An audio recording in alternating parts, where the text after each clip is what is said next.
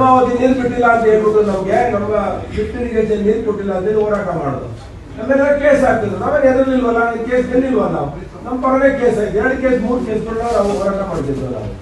ಅದಕ್ಕೆ ನೀವು ಹೋರಾಟ ಮಾಡುವಂಥವ್ರು, ರಾಜಕೀಯ ಪಕ್ಷದಲ್ಲಿರುವಂಥವ್ರು ಯಾವಾಗಲೂ ಹೋರಾಟದ ಮುಖಾಂತರನೇ ನಮ್ಮ ಹಕ್ಕುಗಳನ್ನ ರಕ್ಷಣೆ ಮಾಡ್ಕೋಬೇಕು, ನಮ್ಮ ಹಕ್ಕುಗಳನ್ನ ಕಿತ್ಕೋಬೇಕು. ಇವತ್ತು ಏನಾದ್ರೂ ನಾವು ಹೋರಾಟ ಮಾಡಿಲ್ಲ ಅಂತ ಹೇಳಿದ್ರೆ, ನಾವು ಧ್ವನಿ ಎತ್ತಿಲ್ಲ ಅಂತ ಹೇಳಿದ್ರೆ, ಇನ್ನು 5 ವರ್ಷದಲ್ಲಿ ನಮ್ಗೆ 5 ಪೈಸಲು ಬರೋಣ. ನಾವು ಚುನಾವಣೆನೇ ಎದುರಿಸಕ್ಕಾಗಲ್ಲ. ನಾವು ಚುನಾವಣೆ, ನೀವು ಗ್ರಾಮ ಪಂಚಾಯತಿ, ತಾಲೂಕು ಪಂಚಾಯತಿ, ಜಿಲ್ಲಾ ಪಂಚಾಯತಿ ಜೊತೆಗೆ ನೆಕ್ಸ್ಟ್ MLA ಚುನಾವಣೆ ಎದುರಿಸಬೇಕಾಗುತ್ತೆ. JPTB ಚುನಾವಣೆ 6 ತಿಂಗಳಲ್ಲಿ ಮಾಡಬೇಕು. ಅದನ್ನ ಆಲ್ರೆಡಿ 5 ವರ್ಷ ಆಗಿದೆ. ಯಾವ ಟೈಮಲ್ಲಿ ಬೇಕಾದ್ರೆ ಚುನಾವಣೆ ಬರುತ್ತೆ. ಇವತ್ತು ನಾನು ಎಲ್ರಿಗೂ ನಮ್ಮ ಕಾರ್ಯಕರ್ತರಿಗೆ ವಿನಂತಿ ಮಾಡೋದಿಷ್ಟೇ, 2ನೇ ತಾರೀಕು ದಯವಿಟ್ಟು ಪಂಚಾಯತಿಗೆ ನಾನು ಬಸ್ ಕಳಿಸ್ತೇನೆ. ಬಸ್ನ ಇಟ್ಕೊಳ್ತಾರೆ, ಎಲ್ಲ ಮೊದಲು ನಿಲ್ಸ್ಕೊಳ್ತಾರೆ, ಚೆನ್ನಾಗಿ ಕಳಿಸ್ಕೊಳ್ತಾರೆ. ಆದರೆ ಜನ ಹೊರಟಿದ್ರು ಹೋರಾಟ ಮಾಡುವಂಥ ಸಂದೇಶ ಸರ್ಕಾರಕ್ಕೆ ಹೋಗ್ಬೇಕು. ನಾವೇನು ಅಲ್ಲಿ ಬಂದು 1000 ಜನ ಅಲ್ಲಿ ಸಿದ್ದರಾಮಯ್ಯ ಕಾರ್ಯಕ್ರಮಕ್ಕೆ ಬಿಡಲ್ಲ. ಅವರು ಬೇರೆ ಬಸ್ಗಳಲ್ಲಿ ಹೋಗ್ತಾರೆ, ಕಾಂಗ್ರೆಸ್ ಬಸ್ಗಳಲ್ಲಿ. ನಾನು ಹೇಳ್ತೀನಿ, ಕಾಂಗ್ರೆಸ್ನವರು ಜನ ಕರ್ಕೊಂಡು ಹೋಗಿ, ಯಾರು ಕಾಂಗ್ರೆಸ್ ಕಾರ್ಯಕ್ರಮ ಅಂತೇಳಿ ಬಾವುಟ ಇಟ್ಕೊಂಡು ಹೋಗಲ್ಲ.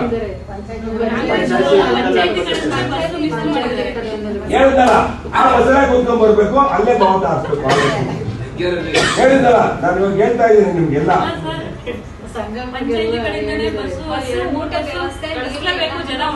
ಹೌದ್ರಿ, ನಮ್ಮ ಗ್ರಾಮ ಪಂಚಾಯತಿ ಅಧ್ಯಕ್ಷರು ನೀವು ಎಷ್ಟು ಜನ ಎಲ್ಲ ಕೂತ್ಕೊಂಡು ಫ್ಲಾಗ್ ಇಟ್ಕೊಂಡು ಅಲ್ಲೇ ಹಾರಿಸ್ಬೇಕು ಬಾವುಟ.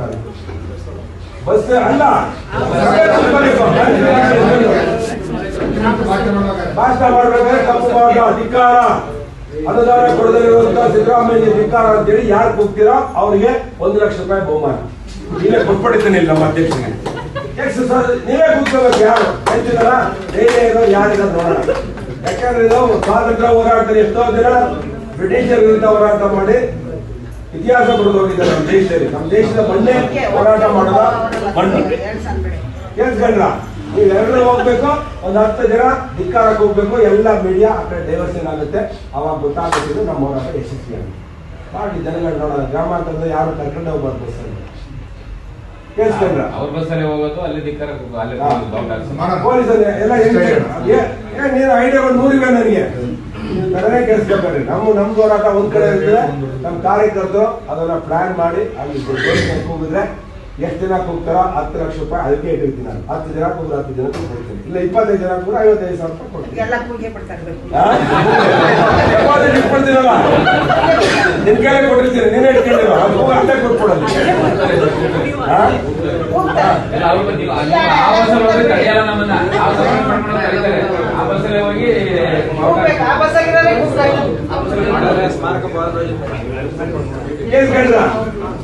ಈಗ ಅದಕ್ಕೆ ನೀವು ಒಂದೊಂದು ಪಂಚಾಯತಿಂದ ನಮ್ದೊಂದು ಸಪರೇಟ್ ಆಗಿರುತ್ತೆ, ಇನ್ನೊಂದು ಮಹಿಳಾ ಟೀಮ್ ಒಂದು ಸಪರೇಟ್ ಆಗಿರುತ್ತೆ, ನಮ್ದು SC ಟೀಮ್ ಒಂದು ಸಪರೇಟ್ ಆಗಿರುತ್ತೆ, ಪಾಳ್ಯಗಾರದೊಂದು ಟೀಮ್ ಸಪರೇಟ್ ಆಗಿರುತ್ತೆ, ಗೌರವದೊಂದು ಸಪರೇಟ್ ಆಗಿರುತ್ತೆ.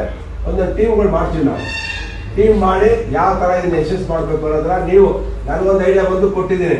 ಈ ತರ ಐಡಿಯಾಗಳನ್ನ ಕೊಟ್ಟು ಕಾನ್ಫಿಡೆನ್ಷಿಯಲ್ ಆಗಿ ನಿಮ್ ಗುಟ್ಟನ್ನು ಬಿಟ್ಕೊಡ್ಬಾರ್ದು. ಯಾರು ಕೂಗ್ತೀರಾ ಅಂದ್ರೆ ಪಕ್ಕ ಅವ್ರು ಹಿಡ್ಕೊಂಡು ಹೋಗಿರ್ತಾರೆ, ಬಾಯ್ ನಾಳೆ ಕೊಟ್ಟಿದ್ದೀನಿ. ಯಾರಿಗೂ ಬಾಯ್ ಬಿಡ್ಬಾರ್ದು. ಅಲ್ಲಿರ್ತದೆ, ನಮ್ಗೆ ಯಾರಂತ ಗೊತ್ತಿರ್ತದೆ. ಕೇಳಿಸ್ಕೊಂಡ್ರ? ಇದು ಸುರೇಶ್ ಗೌಡರ ಪ್ಲಾನ್ ಏನು ಅಂದ್ರೆ, ಆತನಿಗೆ ಬೇಕಾಗಿರುವಂಥದ್ದು ಹೆಂಗಿದ್ರೆ ಈಗ CM ಬರ್ತಾರೆ, ಇಡೀ ಸ್ಟೇಟ್ ದೇಶ ನೋಡ್ತಾ ಇರ್ತದೆ ಈ ಕಾರ್ಯಕ್ರಮನ. ಏನೋ ಒಂದು ನೆಗೆಟಿವ್ ಸ್ಟೇಟ್ಮೆಂಟ್ ಹಾಕಿದ್ರೆ ಮಾಧ್ಯಮದ ಸ್ನೇಹಿತರು ಅವ್ರನ್ನ ತೋರಿಸ್ತೀರಾ, ಬಿಂಬಿಸ್ಕೊಬೇಕು, ಮಾಧ್ಯಮದ ಮುಂದೆ ಬಿಂಬಿಸ್ಬೇಕು ಅಂತ ಉದ್ದೇಶ ಇಟ್ಕೊಂಡೆ ಈ ಸ್ಟೇಟ್ಮೆಂಟ್ಗಳು ಬಿಟ್ರೆ ಬೇರೆ ಇನ್ಯಾವುದೂ ಉದ್ದೇಶ ಅಲ್ಲ. ಈಗ ಒಂದು ಆಡಿಯೋ ನಾನು ನಿಮ್ಮ ಮುಂದೆ ಪ್ಲೇ ಮಾಡ್ತೀನಿ.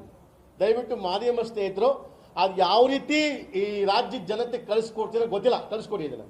ಸನ್ಮಾನ್ಯ ಸುರೇಶ್ ಗೌಡ ಮಾತಾಡಿರ್ತಕ್ಕಂಥ ಆಡಿಯೋನ ಈಗ ನಿಮ್ಗೆ ಪ್ಲೇ ಮಾಡ್ತೀನಿ. ಅದನ್ನು ಆ ಪುಣ್ಯಾತ್ಮ ಹೇಳಿರೋಂಥ ವಿಚಾರ, ಅವರ ಕಾರ್ಯಕರ್ತರ ಒಂದು ಮೀಟಿಂಗ್ ಕರೀತಾರೆ. ಹೌದು ಸ್ವಾಮಿ, ಈಗ ಅವ್ರ ತಾಲೂಕಿಗೆ MLA ಆದಮೇಲೆ ಜನ ಅವ್ರ ಮೇಲೆ ಅಪೇಕ್ಷೆ ಇಟ್ಕೋತಾರೆ, ಕೆಲಸ ಮಾಡಬೇಕು, ಕಾರ್ಯ ಮಾಡಬೇಕು, ಅವರ ಮೇಲೆ ಹೇಳಿದ್ದಂತಲ್ಲಿ ಆಗಬೇಕು ಅನ್ನೋಂಥದ್ದನ್ನ ಹೇಳ್ತಾರೆ. ಇಲ್ಲ ಅನ್ನಲ್ಲ, ಮಾಡಿ, ನೀವು ಪ್ರತಿಭಟನೆ ಮಾಡಿ, ಎಲ್ಲರೂ ಹಕ್ಕದು. ನಾನು MLA ಆದಾಗ ನಮ್ಮ ಕೆಲಸ ಆಗದೆ ಹೋದರೆ ಪ್ರತಿಭಟನೆ ಮಾಡೋದು ನನ್ನ ಹಕ್ಕಿದೆ, ನೀವು ಕೂಡ ಪ್ರತಿಭಟನೆ ಮಾಡಿ, ನಿಮ್ಮ ಹಕ್ಕಿದೆ, ಇಲ್ಲ ಅನ್ನಲ್ಲ. ಆದರೆ ಪ್ರತಿಭಟನೆ ಮಾಡೋಕ್ಕೆ ದುಡ್ಡು ಕೊಟ್ಬಿಟ್ಟು ನೀವು ಪ್ರತಿಭಟನೆ ಮಾಡೋದು ತಪ್ಪಲ್ವೇ? ಎಷ್ಟು ಲಕ್ಷ ಬೇಕಾದ್ರೆ ಕೊಡ್ತೀರಿ ನೀವು, ಬಾವುಟ ಆರಿಸಿ, ಕಪ್ಪು ಬಾವುಟ ಆರಿಸಿ, ತಪ್ಪಲ್ವೇ? ಹಾಗಾಗಿ ಜನಕ್ಕೆ ಪ್ರವೋಕ್ ಮಾಡ್ತಾವ್ರೆ. ಅವರು ಅಲ್ಲಿ ಇರೋ ಕಾರ್ಯಕರ್ತರಿಗೆ ಹೇಳಿದ್ರು ಅಥವಾ ರೌಡಿಗಳಿಗೆ ಹೇಳಿದ್ರು, ಯಾರಿಗೆ ಗೊತ್ತು? ಇದಕ್ಕೊಂದು ತನಿಖೆ ಆಗ್ಬೇಕಲ್ವಾ? ಸೊ ಹಾಗಾಗಿ ಆಡಿಯೋನ ಪ್ಲೇ ಮಾಡ್ತೀನಿ. ಸನ್ಮಾನ್ಯ ಸುರೇಶ್ ಗೌಡರು ಮಾತಾಡಿರ್ತಕ್ಕಂಥ ಆಡಿಯೋನ ಪ್ಲೇ ಮಾಡ್ತೀನಿ. ಈಗ ದಯವಿಟ್ಟು ಮಾಧ್ಯಮ ಸ್ನೇಹಿತರನ್ನ, ಯಾಕಂದ್ರೆ ಇದು ತಪ್ಪು ಸಂದೇಶ ಹೋಗ್ತದೆ ಇಡೀ ರಾಜ್ಯಕ್ಕೆ, ದೇಶಕ್ಕೆ. ಒಬ್ಬ CM ಬಂದಾಗ ನೀವು ಪ್ರತಿಭಟನೆ ಮಾಡೋ ರೀತಿ ಯಾವ ರೀತಿ ಇರಬೇಕು ಅಂದರೆ, ನಿಮ್ಮ ಹಕ್ಕುಗಳನ್ನ ಹೋಗಿ ಕೇಳಿ ಅವ್ರ ಹತ್ರ. ನೀವು ಕಾಲ್ ಮುಂದೆ ಮಲಗ್ತಿರೋ ಎಲ್ಲನ ಮಲಿಕಳಿ, ನಮ್ಮ ಪ್ರಶ್ನೆ ಅಲ್ಲ ಅದು.